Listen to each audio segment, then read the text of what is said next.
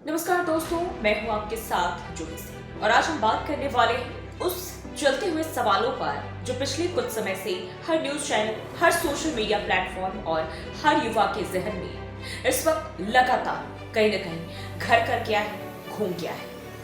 और वो सबसे अहम सवाल ये कि क्या भारत में भी बांग्लादेश, नेपाल या श्रीलंका जैसा कोई जेनजी का हिंसक आंदोलन या तख्ता पलट हो सकता है।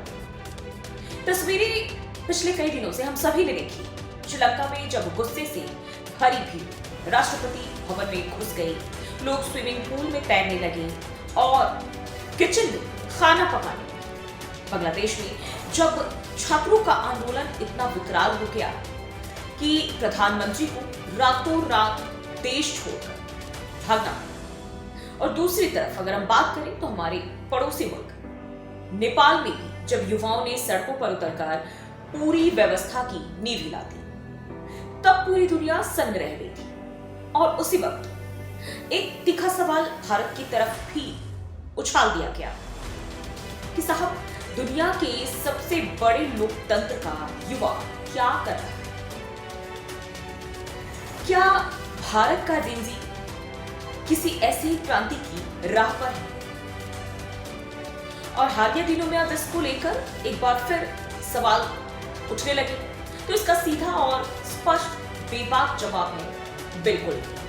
और ये बात मैं सिर्फ हवा में या जज्बाती होकर नहीं कह रही। इसके पीछे बहुत ही ठोस राजनीतिक, सामाजिक और साथ ही साथ व्यावहारिक कारण भी जो है देखे जा रहे हैं।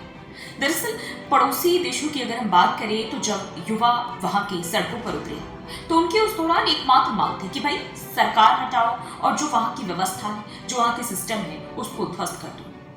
लेकिन दूसरी तरफ हम अपने भारत की बात करें तो जेनजी की सोच इससे बिल्कुल अलग है। जो भारत के युवा है वो कहता है कि भाई सड़कें मत चलाओ, बल्कि सिस्टम को सुधारो। जब देश में नीट का पेपर लीक होता है या किसी भी भर्ती परीक्षा में धांधली की जब खबर सामने आती है, तो यहाँ का युवा ये नहीं कहता कि भाई देश की चुनी हुई सरकार को उखाड़ फेंको। भारत की जेनजी कहते हैं, वो मांग करते हैं कि पारदर्शिता लाई जानी चाहिए, दोषियों को कड़ी सजा मिलनी चाहिए, परीक्षा दोबारा कराई जानी चाहिए और नया सख्त कानून बनाए जाने चाहिए।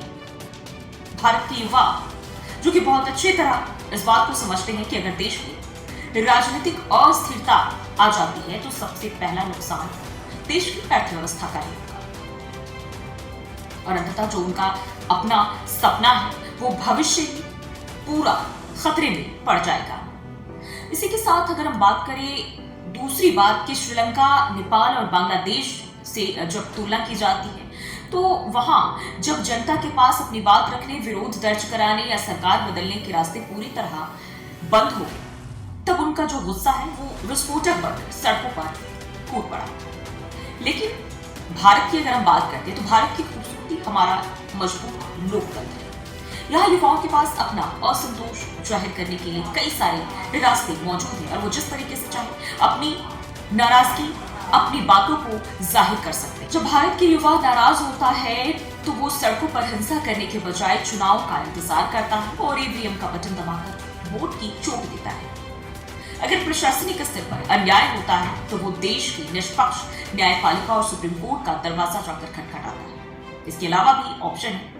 भारत इतना विशाल और विविधताओं से भरा हुआ देश है कि जो मुद्दा उत्तर भारत के छात्र के लिए जीवन मरण का सवाल हो सकता है कि दक्षिण भारत या पूर्वोत्तर के जो युवा है उनके लिए प्राथमिकता कुछ और हो, और इसलिए यहाँ का विरोध हमेशा एक अनुशासित और विशिष्ट मुद्दों पर आधारित रहता है। इससे पूरे देश को नुकसान नहीं पहुंचता। लेकिन ठहरिए, यहाँ सरकारों और पूरे सिस्टम के लिए भी बहुत बड़ा सबक छिपा हुआ है। दरअसल भारतीय युवा समझदार है, वो देश में हिंसा या अराजकता कतई नहीं चाहते।